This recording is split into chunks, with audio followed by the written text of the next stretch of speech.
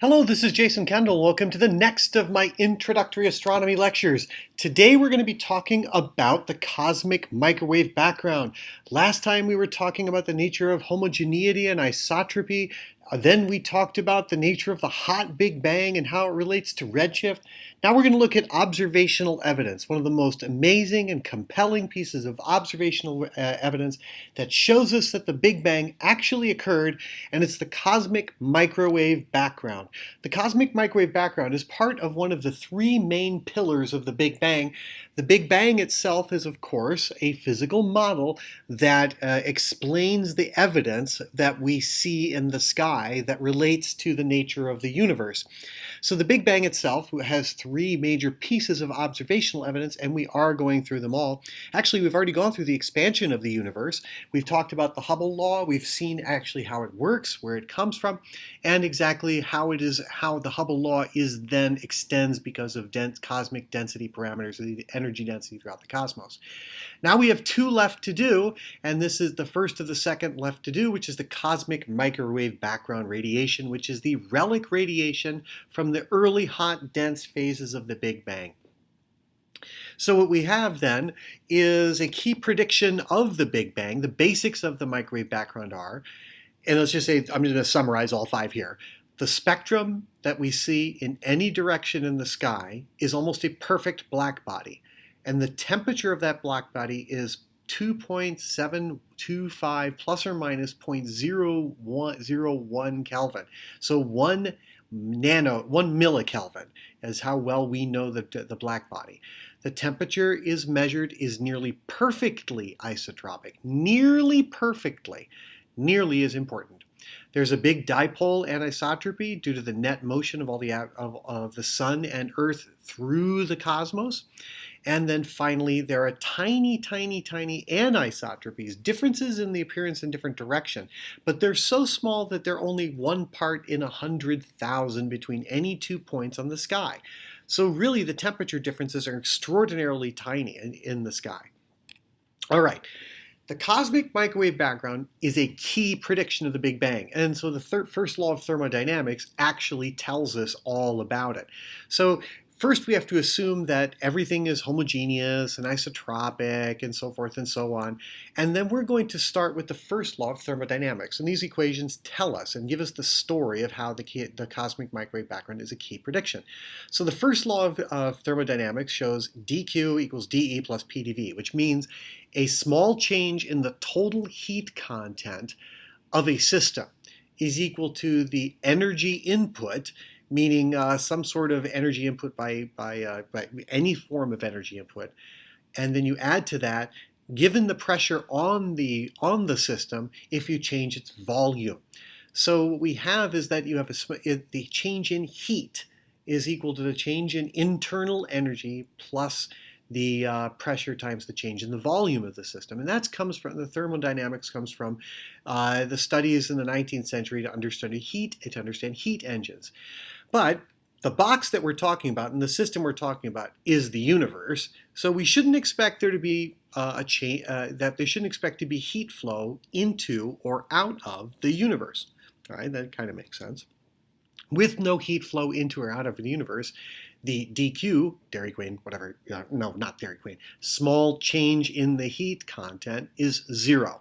So we should expect that to be the case. Now the third equation, P sub lambda, is the energy density due to light or highly energetic particles such as neutrinos. So radiation based upper relativistic particles, and that includes light. And so the radiation pressure is related to the temperature to the fourth power. And that alpha and the 1/3 are just scaling powers that relate the pressure to the temperature of the fourth power, which is very interesting, that radiation provides pressure according to its temperature. Yeah, okay, well, it's just an energy density. The pressure due to radiation is very small when the temperature is low, but as the temperature increases, you can have a larger and larger energy radiation pressure. All right, and the energy density that then we care about then is proportional to the if you have a perfectly homogeneous spectrum, absolutely perfectly homogeneous, then the energy density, then the pressure density is proportional to one is equal to 1/3 of the energy density. All right, that's fine. So the pressure density equals 1/3 of the energy density. So we can then say, there's the energy density now is equal to alpha T to the fourth times the volume of the universe. So the radiation pressure is equivalent, well, I'm sorry, the P is not radiation density, it's pressure. Radiation pressure is proportional to temperature to the fourth power. But the pressure is an energy density. And so the energy density, the pressure due to the energy density of light is equal to 1/3 times that power. So then we know that if we have the energy of light, the energy density is the 8 t to the fourth divided by the volume. Then we have energy divided by the volume equals an energy density, and that's alpha t to the fourth. Okay, so now we do know that the volume of the universe scales like the scale factor to the cube power. That's fine. I mean, it's got to be something like that. So it's not like there's 17 spatial dimensions. There's only 3. So the volume of the universe scales like the scale factor to the third power. So we plug that in and we find that the temperature is proportional to the inverse of the scale factor. So we actually plug and chug these things together. We use the fact that the energy density, we have a relationship between the pressure and the temperature, the energy and the temperature, which is also related to the volume. We take the pressure and energy equations, take little tiny changes to them, which make little tiny changes to both the volume and to the temperature, and that gives us a change in energy and a change in volume at a constant pressure, and that just involves some elementary calculus. And then out falls the temperature as a function of time, and the temperature then goes as the inverse of the scale factor, which is the redshift. So by taking a small shift in the energy, you get a small shift in the temperature, small shift in the volume, or a small shift in the pressure gives you a small shift in the temperature as well. But really, we're talking a small shift in energy and small shift in volume and small shift in temperature. So all of those things combined together give us the fact that the temperature goes as the redshift. So therefore, if you look at the temperature today, T sub naught, and this redshift for that time is 0, then the temperature back in time is higher because the redshift is higher. So the temperature will drop as time goes on. And that's what a key prediction of the Big Bang is. Using relatively simple physics, the first law of thermodynamics, the known radiation pressure due to a thermal blackbody spectrum, the known energy density of a blackbody spectrum, and the fact that the universe is expanding according to the scale factor. And we can use 19th century physics in order to make this prediction. In fact, this prediction came about in the 1930s that this should be occurring, actually 1930s and 1940s, as people were doing studies of nuclear bombs and so forth. So this is an old prediction that if you have an expanding universe and it's described by a redshift, then we should see a temperature rise as we go in the past. And this is why we think that the temperature was hotter in the past, because the size of the universe was smaller, the total amount of energy, heat in the universe stayed the same. The total amount of heat, that's a kind of interesting way of talking about it, the total amount of heat is the same, but yet how it's allocated between internal energy and the volume and the pressure changes. All right, so we then assumed the entire thing was based upon the idea of a thermal blackbody. So the pressure, the pressure due to a thermal blackbody radiation was given previously, and the energy density was also framed in terms of a thermal blackbody. So therefore, if today we see that the current temperature was 2.725, we can still run it backwards in time. Now, there's a reason why we would even think that we could actually predict in a very scary way what the current temperature should be in order to see what it is today. This is really something. We can actually make a prediction. We'll talk about that when we get to nucleosynthesis. But first, let's look at the nature of black body radiation itself. And again, all black body spectra are completely identical. They only differ by the temperature. That's the only thing. So this shape, if you see it, you've got a black body. And all stars have black body radiation. They're relatively so because they're hot, dense, opaque objects. Opaque means that the energy gets bounced around inside of there and thermalizes the entire star. Now that's interesting to say that the cosmic microwave background is a black body because at some point the energy has to bounce around in such a way that it all becomes the same temperature. However, you and I know that looking around in the stars today that the universe currently has multiple different temperatures. In the summertime it's hotter, in the wintertime it's cooler, the equator is hotter than there, and the surface of the sun is hotter, and so there's all sorts of different temperatures all across the cosmos. But yet we're describing the background radiation with one spectrum. So here's the effect of the expansion on the cosmic microwave background.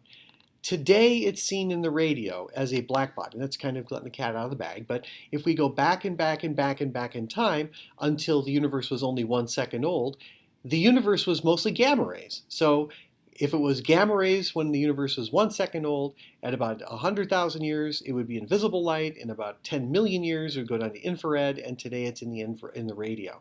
So if you were around when the universe was only 100,000 years old, it would be glowing. The entire universe would be brightly glowing as though it's the surface of the sun. That would be crazy. Okay, so today though it's about 3 degrees Kelvin. And that corresponds to a region in the microwave spectrum of approximately 100 gigahertz, which is about a centimeter or so wavelength, and that is longer than infrared. So it's much, much longer than visible light. It's much longer than infrared. It's in the microwave region where things are about 3 centimeters longer. So that's where it's peaking in the microwave spectrum. So it was actually one of the most important discoveries ever in the history of everything. Hubble's discovery of the expansion was catastrophically huge. But then it led to a whole bunch of things to say, how do we explain the cosmic expansion? And then this particular discovery even went deeper into the past. So what we find is that you could make a prediction based on this idea that what Hubble found, that the universe had a hot beginning. And the prediction of the cosmic microwave background was given by Alfred Hermann and Gamow in 1948 when they were working on Big Bang nucleosynthesis, which we were going to be talking about. And it was pretty much ignored because nobody figured they could ever see it.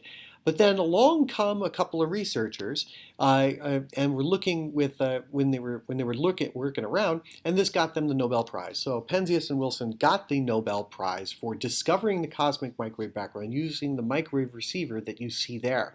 So how did they do it? In 1965, they were working at Arnold Penzias and Robert Wilson were at Bell Labs in Murray Hill, New Jersey, which is really right close to where I'm at in New York City.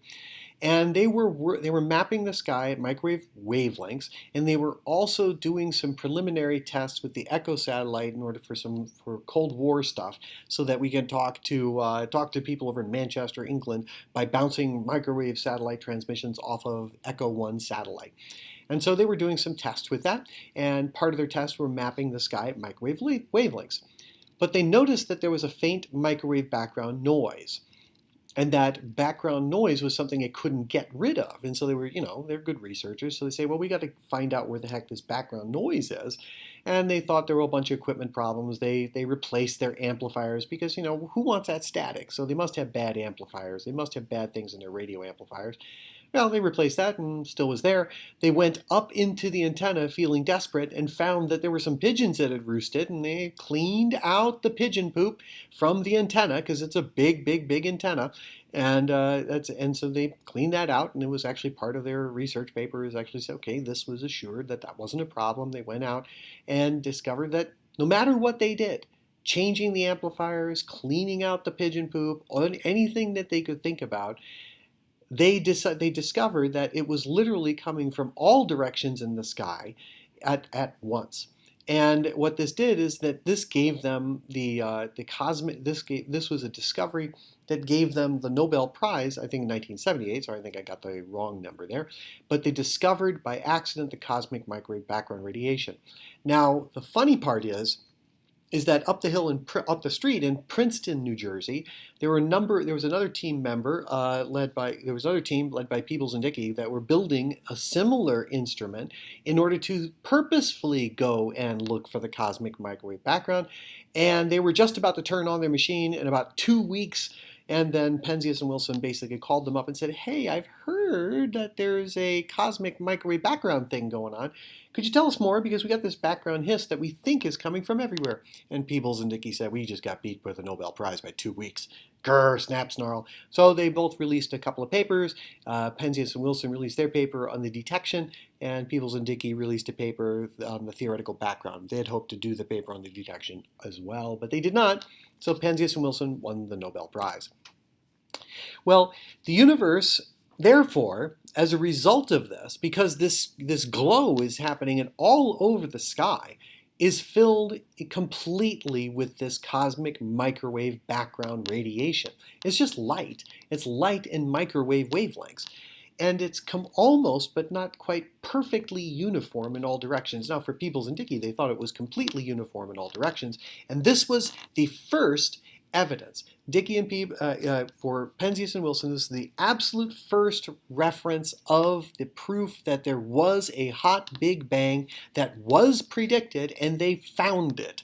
They found the predicted radiation that should be there if the universe had a birthday and went through a hot, hot, hot, dense phase, just like we described at the beginning. So now, this glow that is there, that is from the Big Bang, shows a specific pattern that would be equal to if you had random hot gas blown up to the size of the universe. They're tiny, tiny, tiny anisotropies or irregularities or differences in temperature between one direction and another, and some of them are on some of them are one size scale and some are on others. And what you do is you find that they actually match what you would expect if you have tiny thermalized fluctuation if you expanded the size of the observable space to what we see today. Now, therefore, this background radiation, they really studied it hard, cannot be due to background point sources. It can't be, because there are too many other things that it's too smooth on too small a size scale for it to be due to that. That would imply extraordinarily tiny, extraordinarily close, extraordinarily dense objects, so it cannot be background point sources. And it is completely the same temperature down to 1 part in 100,000. But the next trick is it really blackbody radiation? And Penzias and Wilson determined that it fit a cosmic background radiation of such and such a temperature, but they weren't exactly certain that it did have that exact thing. So there is a very specific prediction, as we described before, using simple thermodynamics and simple energy conservation equations, and then the expansion of the universe as known by everyone. There's a prediction that it should be a perfect black body, that it should be characterized by a single temperature. But now there was a tantalizing thing that Penzias and Wilson had found, but nobody had the instrumentation in order to do it. So basically, people had to run to the South Pole or go way up high in altitude or get out in orbit to actually determine conclusively whether or not this is actually a black body radiation. And that was one of the main key hunts that was on in the 1970s and 1980s in order to determine whether or not this truly was. And finally, an incredibly important, there's some other data you can go check out and see all the microwave data, the missions that were done in order to actually found that, to detect it. So one of the most important missions to discover whether or not it's actually a black background radiation was done and released in 1992. And this is the Cosmic Background Explorer satellite, which was a NASA mission to go and actually map the cosmic microwave background. So the COBE satellite, Cosmic Background Explorer satellite, was the first satellite that would be capable of detecting whether or not it truly is a black body radiation. And in 1994, they published this result from the Far Infrared Absolute Spectrophotometer, which was one of the instruments on board COBE as it orbit in a spacecraft. And they found that it was a perfect black body to within 2/10 of 1%. And the temperature they found was that it was 2.725 Kelvin, or almost 2 3/4 degrees above absolute zero. And normally, when you report data, you always say what you expect your error bars are and how well you know it. This data is so incredibly good that they had to use 400 sigma error bars. The standard 3 sigma error bars would be too tiny to actually see. And so when this was published and presented at the American Astronomical Society, there was a long standing ovation for it, because this finally was proof that the cosmic microwave background was a true black body as averaged over the entire sky. So even averaged over the entire sky that they took, it still is a perfect black body to 99.99999%. That's what 400 sigma is. It's even more than that.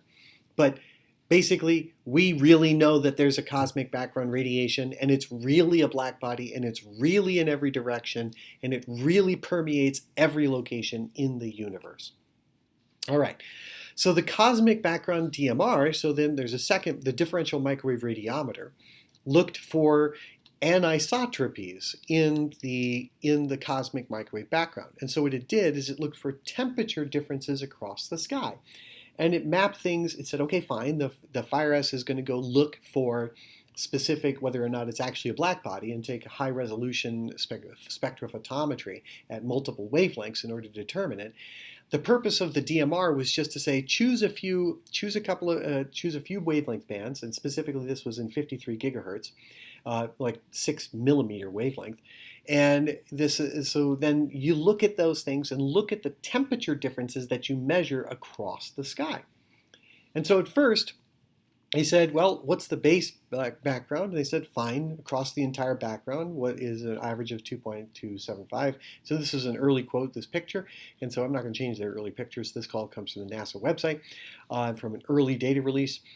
The second picture, or middle one, shows the dipole emission, meaning that is because of the motion of the Sun and Earth and Milky Way through the cosmos. The total sum of all of the motions of the Earth and Sun and Milky Way through the entire universe is reflected in the middle graph. And so where it's hot, meaning red, that's where we're going in the sky, and where it's blue is where we're going away from. And so these are all sky maps.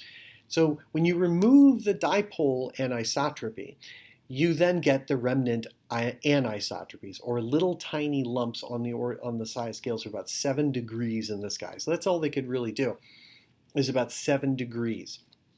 And so they found enormous anisotropies, and most of those were due to the Milky Way. But there was some tantalizing things about the nature of the Cosmic Background Explorer, and looking and saying, well, there's galaxy clusters. We're seeing all this huge thing. So once we get rid of the cosmic background radiation, we get rid of the foreground radiation. The anisotropies are on the order of only a few microkelvins. So this is a very, very, very important result. All right. So then in 1992, the data was published in terms of their better, more cleaner data to demonstrate after removing the top one is the anisotropy due to the dipole. The middle is leaving the Milky Way emission in, and the bottom one is after the Milky Way's contribution has been removed. And those are the fundamental background anisotropies that were discovered by the Cosmic Background Explorer. And what that shows is that this then becomes the new holy grail, is to discover all of these kinds of anisotropies, because the shape and statistics of the anisotropies in the bottom thing is the thing that shows you the print of exactly what happened in the early universe, as the cosmic microwave background was being formed. So now we know not just that the universe is permeated with this light, but now we can use this light to actually probe the deepest, the earliest times in the cosmos in order to understand what was going on back then. So what was then later done is that the Wilkinson Microwave Anisotropy Probe was launched, and it had much better resolution. It was able to determine a much greater depth of the cosmic microwave background. It observed in many frequencies, and then was able to make a more higher resolution map of the sky, and give much better statistics in terms of the cosmic microwave background.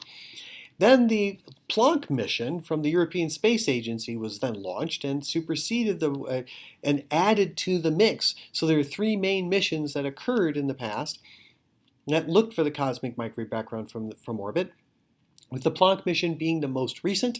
And so these things all came with the same result, that there is a uniform background radiation, that there's small anisotropies, there's a dipole anisotropy, and the first results for this were announced as recent as 2013. So here's what Planck does. This is what they all did when they mapped the sky. And so I'm going to kind of show you how the mapping occurs of the cosmic microwave background to show it to you.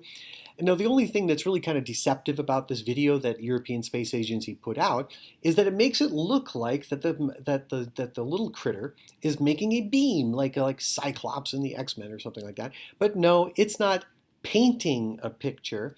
It is looking to see what is out there. And the beam, rather than coming from the spacecraft, that's the beam that it's looking along. So the light is coming from the thing that's being painted and going to the spacecraft. So it's what is finally being observed. And so it's not being painted, it's being observed. And so then when we spread it out to show a full sky map, we then compare it to the optical image of the full Milky Way, and that's the Planck map that was released.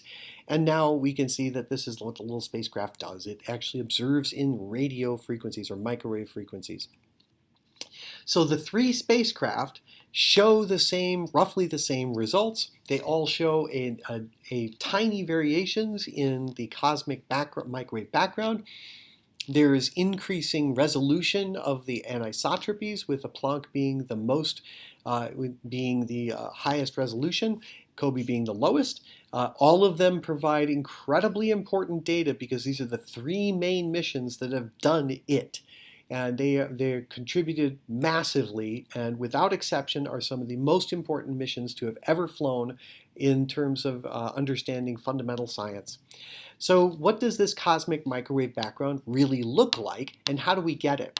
So from the Planck mission, again, we have, first you take the full sky map that was created, map out the individual sources in the sky, and then remove them or subtract them from that data.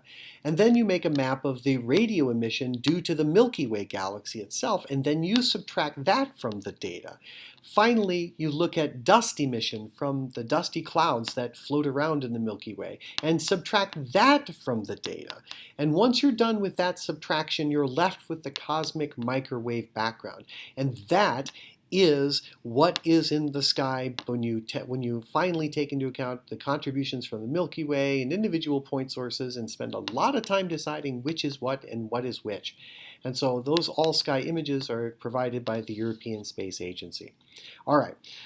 So we can actually say that these three probes provide spectacular confirmation by amazing observational work by three different groups, two different space agencies, and show that there is a strong case for the Big Bang, meaning there was a perfect blackbody spectrum which was predicted in the 1940s. It's characterized by a single temperature across the sky at 2.725 plus or minus 2 millikelvin. It fills the universe uniformly, and the tiniest structures are only at 1 part in 10 to the fifth. So those lumps and bumps that we saw in that final thing are only tiny bumps that are differences in temperature of 1 part in 100,000. It's not like something is like 10 degrees hotter or 100 degrees hotter.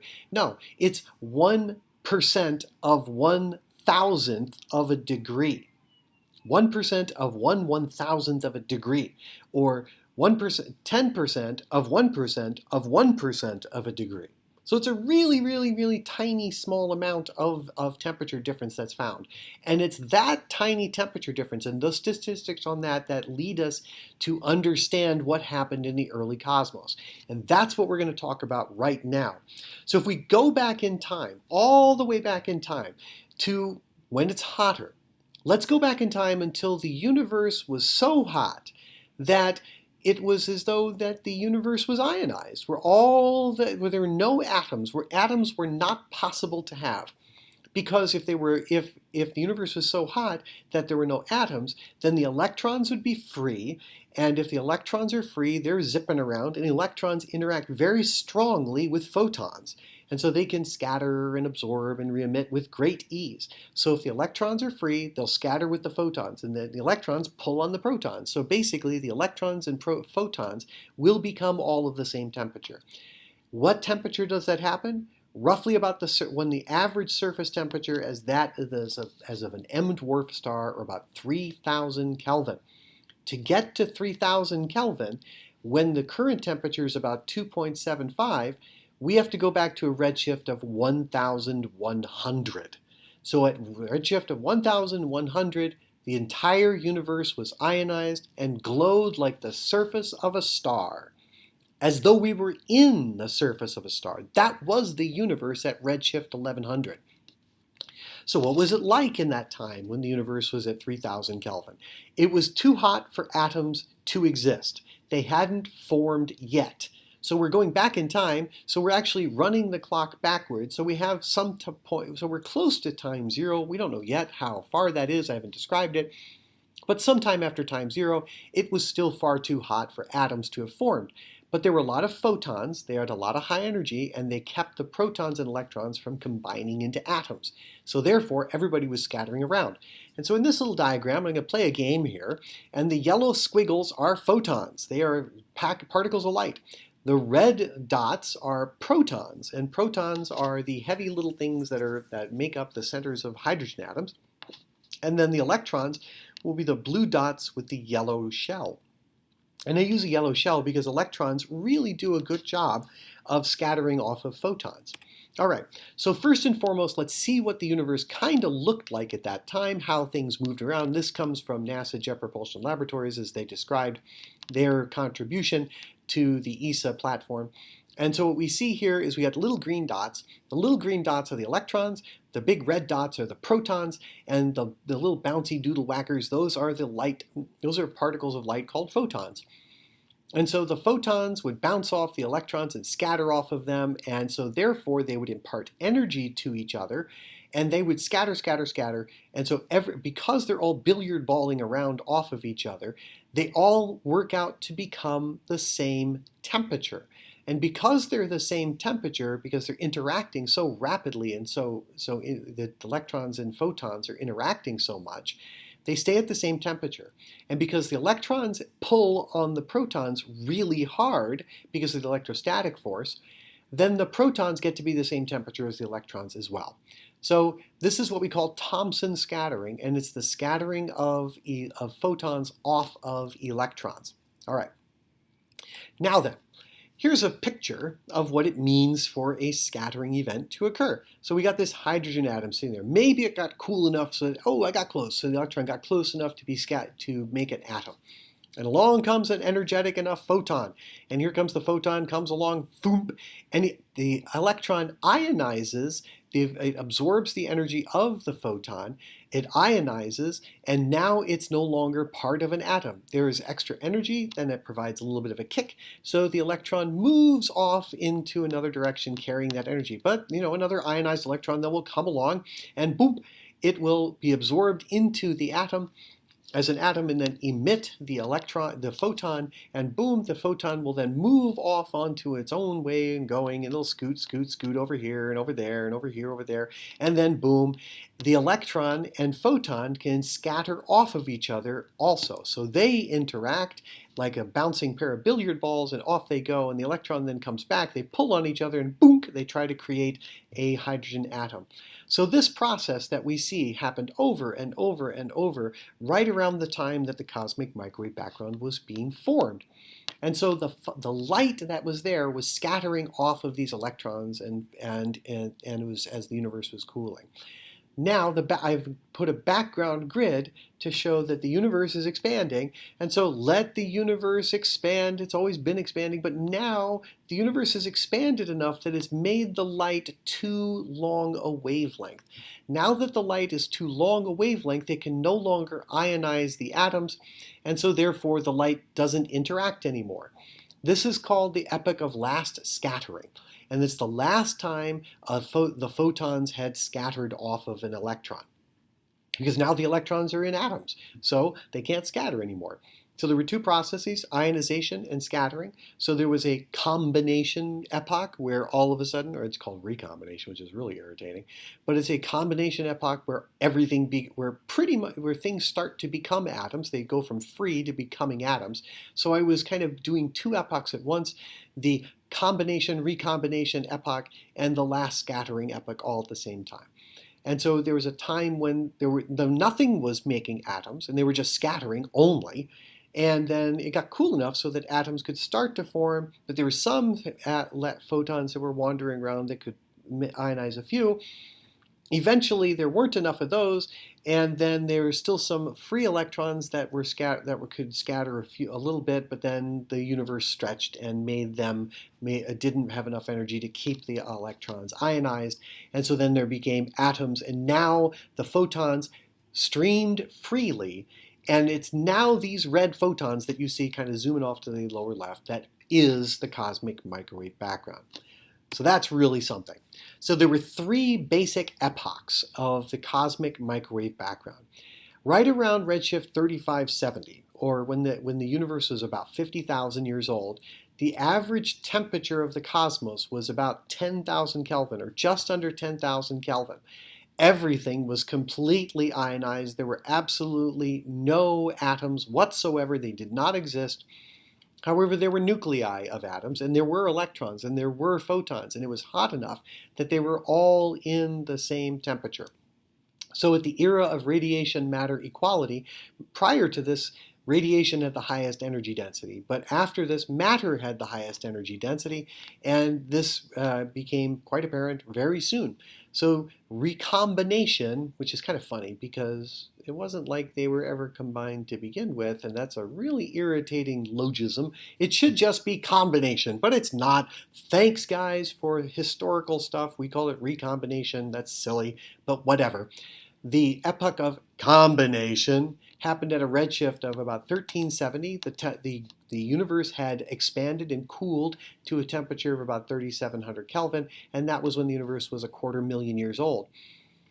And decoupling occurred when the electrons and photons no longer were in thermal equilibrium. That's what decoupling means. And so when they're no longer in thermal equilibrium, there's still some scattering events, but now the electrons are no longer have the same thermal temperature profile as the photons. And then finally, last scattering is the time at about a redshift of 1100 when the photons last scattered off of some electron. Now, all of these epochs are, of course, not like momentary things. It takes time for them to kind of smear out, and because there's a lot of electrons, there's a lot of photons, there's a lot of protons, there's a lot of atoms, and so basically the only thing that we can say where it's been traveling in a straight line to us is from the epoch of last scattering. So the last time a photon was scattered, until we observe it, we're seeing the universe as a picture of it was when it was about 360,000 years old, or sometime between 240 and 360,000 years old, if a photon came from one of those regions.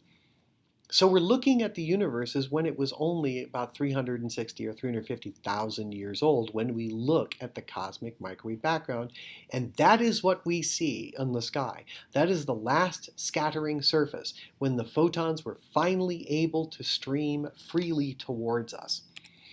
So this is the high-resolution image of the last scattering surface when the universe was only about 360,000 years old. And compared to COBE's very poor resolution at 7 degrees, the angular size of that was able to be seen by Planck is much, much, much, much smaller. Luckily, Planck can get down to much tinier angles, and the last scattering surface, if you went back, how big was the universe? You could look at the scale factor. The universe was 1,000 times smaller. And what's 1,000 times smaller on this surface? Well, something about 1 degree. So a little patch of sky about 1 degree in size became an entire universe. That's a really scary thought. So every patch of sky that you see here became some whole universe. Patch of sky meaning about 1 degree across, which is really interesting. All right, so what it measured, and this is interesting how Planck actually does its measurements, and the critical measurements of the anisotropies to say, well, how do we know what its anisotropies are, and what is the scale measurements? And I'm going to show you what that is, but I need to show you how it actually does a difference in temperature. And this is what we call a differential temperature measurement. What you're going to do is put 2 circles on the sky. And those circles are the beam of the telescope. And that telescope says, okay, what's the temperature inside this little circle? And then you say, compare that to the temperature of a circle at a given angular distance away in the sky. Then rotate it around and do it for every pair of circles at that angular center. So here's what we look at for a large angular separation. It'll look a little like this. So we have a large angular separation, and we do it over every pair of points in the sky, and then we do small angular separations, and we do it for every point in the sky, and then we do even smaller angular separations, and we do them for every point in the sky. And after we've done every point in the sky, every angular separation from that point in the sky for the beam width at a given frequency, then we make a map. And it's called the power spectrum. The power spectrum is incredibly important because it tells us amazing information about it. So the power spectrum shows how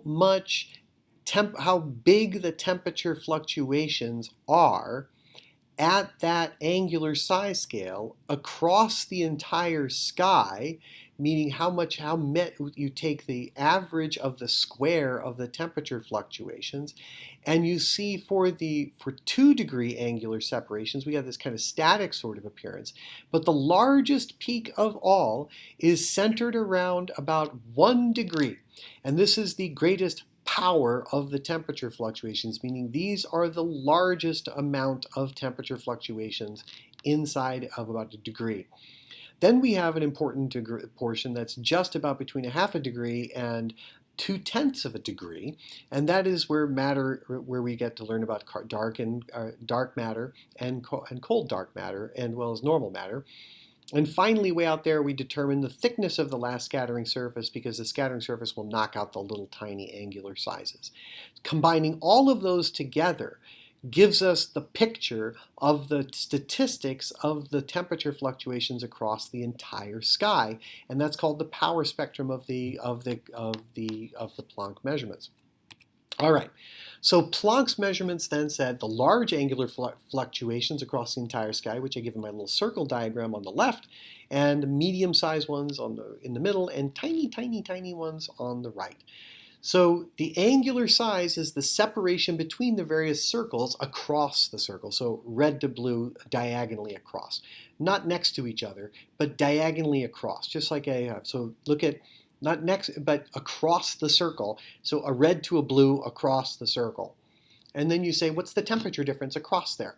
And multiply that temperature difference, take the square of that temperature difference and see where the greatest fluctuations are. And the greatest fluctuations happen at the 1 degree angular size scale. And then you have this strange pattern that occurs across this size scale difference. All right, so what this means is that the universe kind of can be perceived as ringing like a bell, because these are ringing oscillations on the surface of a sphere, and that's another way of looking at it. These are spherical harmonics, and that's how, if you look in the literature and took a cosmology class, you would be talking about the nodes of the oscillations and the vibrations, and you take the statistical version of this, and then they would say, okay, what is the height, the importance of the statistics on various nodes of the vibrations? Okay, so each of these moments, which are the multiple moment, is what they call them. So the dipole is one direction, the other. And so we have moments, meaning sources or points about which the vibrations apparently occur across the sky.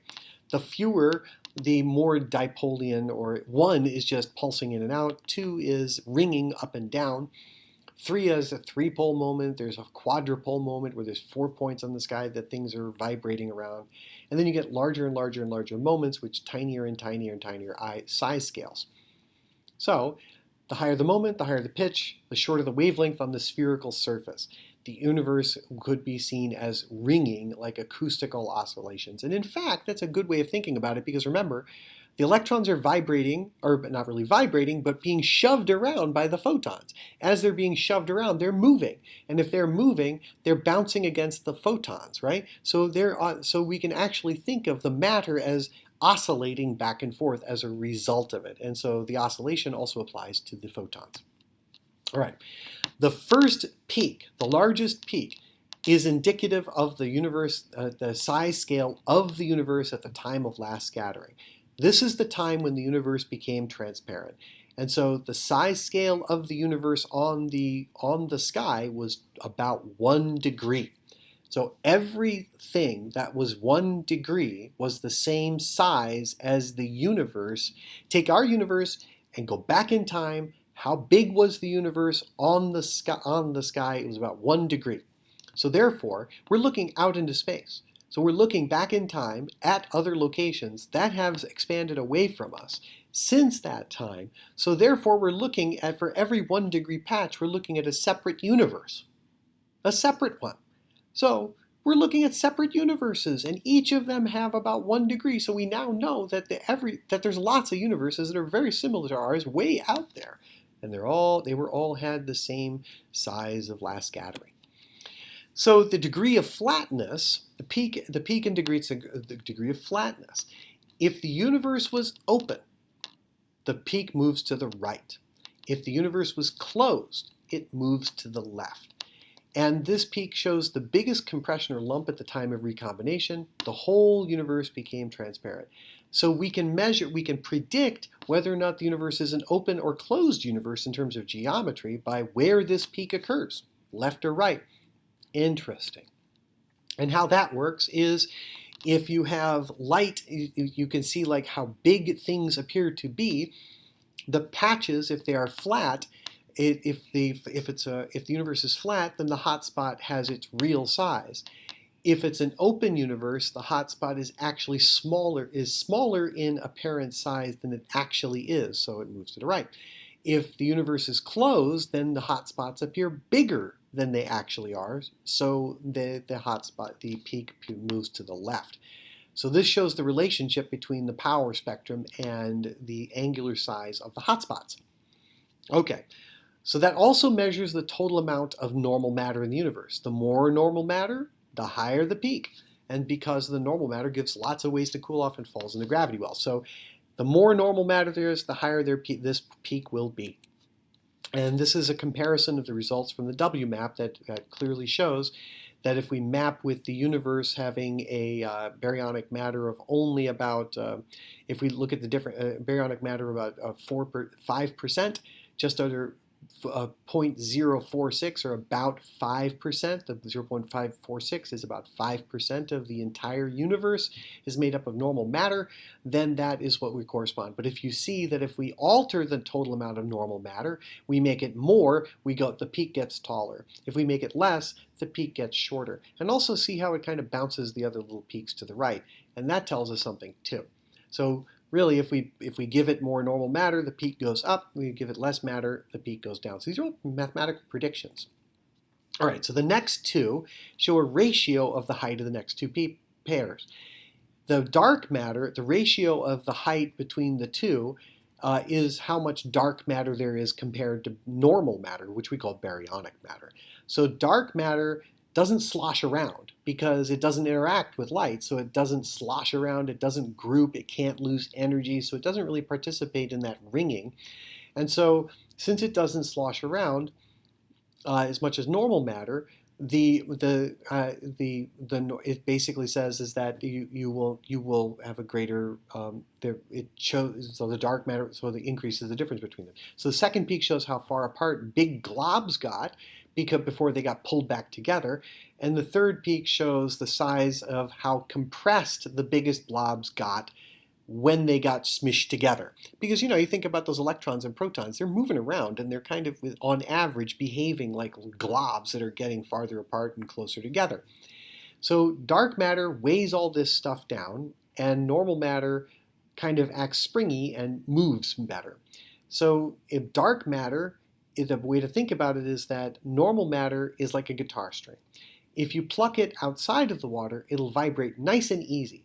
But if you put it underwater, then it will vibrate more slowly. And so it'll change the resonance frequencies between them. So the ratio of these two things is, these two peaks shows you how much dark and normal matter you have.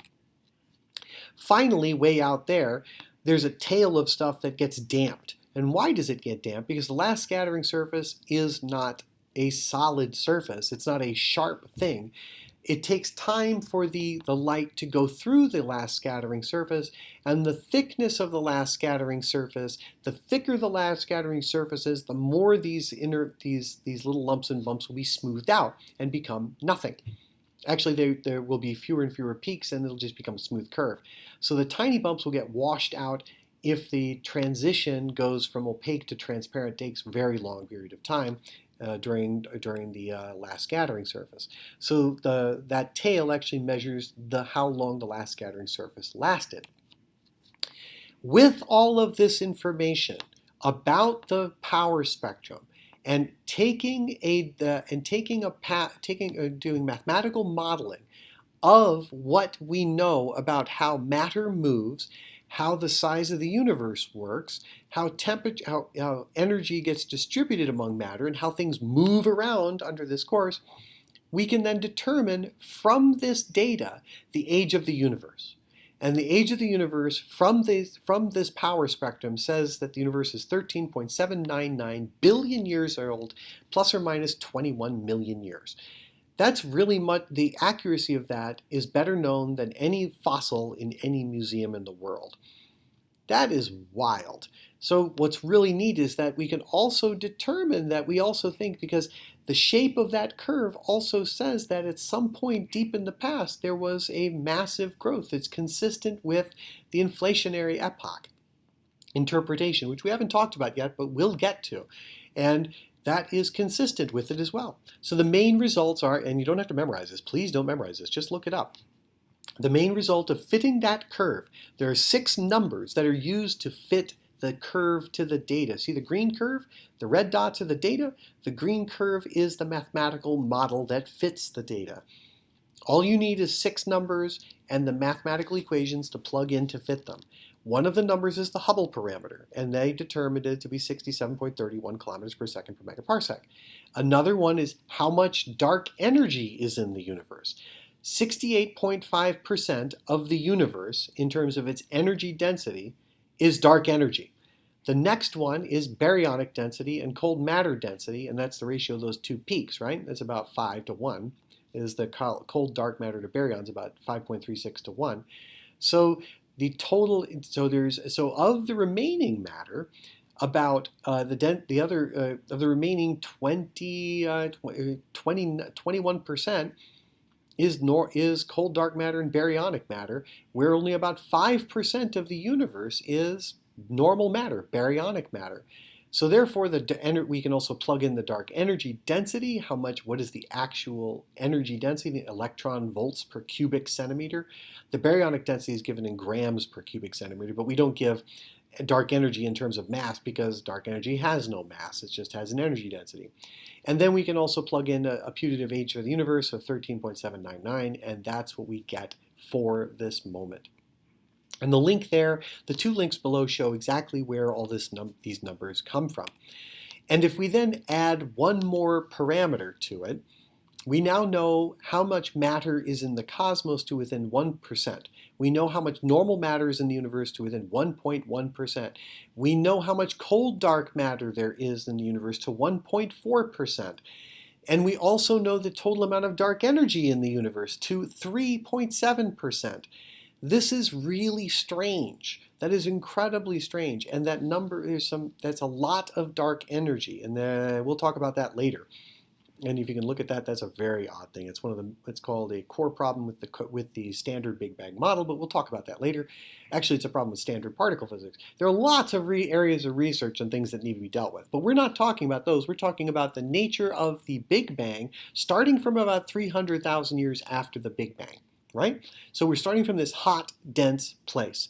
And given one more parameter to that model, we get that the total energy density of the universe, which is that omega, what is the total energy density? It is consistent with a flat universe, 0.99995 plus or minus 0.0034, which lets it be a flat universe. It also allows it to be a little bit more dense than flat. It also allows it to be a little less dense than flat. But mostly, it says that it's very consistent with a flat universe. So we actually think that it is a flat universe. So this is the evidence that we have for it. We also have there's also some predictions based on neutrino masses and how many neutrinos there are, and the tensor scalar ratio determines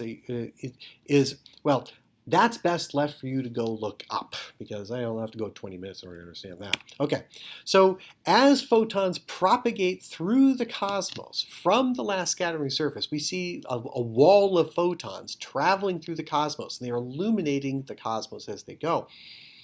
But as the universe progresses in age, matter falls into gravity wells and forms clusters of galaxies. It forms structures like you're seeing created through time.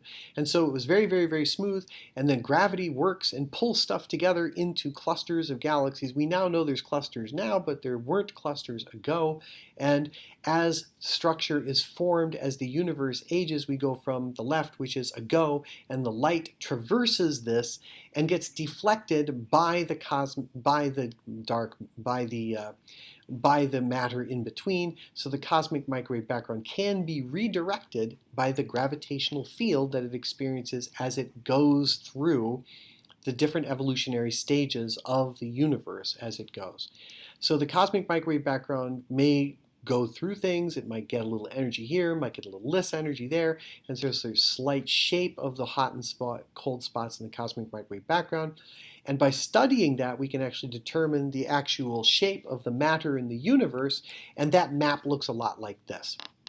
So undoing the directional data and the lensing that is apparent inside of the data, and taking into account the microwave, what we can't do because of the Milky Way in the way, we find that where it's darker is less mass, and where it's brighter, there's more mass. So we're looking at huge concentrations of mass that are present throughout the cosmos. And this is the mass through which that the dark matter, this is mostly dark matter that we would be looking at, that the light had to have passed by or through in order to get to us from there. All right, so the real journey that we would have experienced in the cosmos is shown here on this wonderful little video that is given by NASA, and this is called The Journey of Light Through Space and Time. And we can just take a peek at it, and what we find is that this Planck spacecraft busily scanned the sky. And this particular video was created by a NASA group. I think I turned off his sound. I hope I did. Let's see. Just We got. Oh, I didn't. 370,000 So years I'm going after to the try to turn universe off his began in a sound and Big make it Bang. mute, so it'd be me talking rather than somebody else. What we have here is that here's the universe when it was about 370,000 years old, and this I'm dubbing over Charles Lawrence. Sorry, Charles. I'm taking your thunder. So what happened is that the cosmic microwave background, the light is interacting with all the electrons and photons until the universe expands enough so that it's cool that the electrons could bind with the photons, and then all of a sudden they stream freely. Now that was the last scattering surface. So from that point, the photons are scattering. They go through and they pass by galaxies as they're forming in the early cosmos, past the first stars. They get bent in their direction and get redshifted as they travel. Notice the color is changing from blue to yellow, and sometimes they go into a galaxy cluster where they encounter an electron and get a little extra energy hit and get diverted again. They have been redshifted all the way down to the radio light, passing through the entire cosmos until they enter the Milky Way and then get gobbled up happily by the Planck spacecraft. And after this travel that they did, we then map where those photons came from in their 13.8 billion year journey, and that is the map that we see in the sky. So that is what we've seen, and that amazing, amazing, amazing view. Thank you, JPL and European Space Agency, for creating that video. That was a fantastic video. I'm sure you can go find it elsewhere. And there's some review questions for you to review if you wish to do so. And there is our amazing talk about the nature of Planck and what we know about the age of the universe. The universe is about 13.8 billion years old. We know the expansion rate, and it's all because of the cosmic microwave background. The cosmic microwave background itself is insanely important in order to understand what the history of the universe was. The cosmic microwave background was predicted in the 1940s, observed in the 60s, and it was refined in the 20-aughts and 2010s.